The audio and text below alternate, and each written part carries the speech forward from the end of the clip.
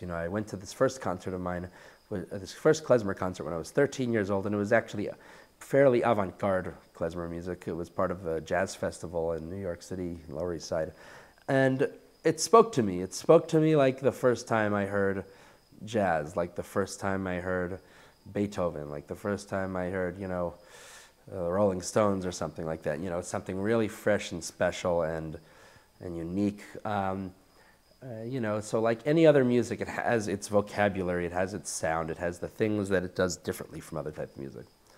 On the other hand, it also has a cultural connection. There's cultural connections involved, you know. And that's the interesting one, because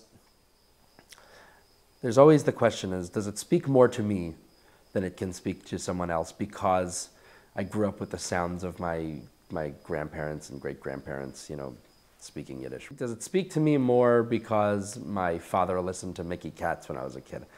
I don't know. And then on the other hand, you know, then the terrible argument comes up, well, is Klezmer music for the Jews? Which that's absolutely not the case, and the best musicians playing it are very often not Jewish or didn't come from a particularly Jewish background. And so it's what, I don't know what draws people to this type of music or to any type of music. And maybe it's just a coincidence that I'm a Jew who's drawn to Jewish music, because I could easily be a Jew who's drawn to calypso or drawn to, you know, avant-garde film or anything.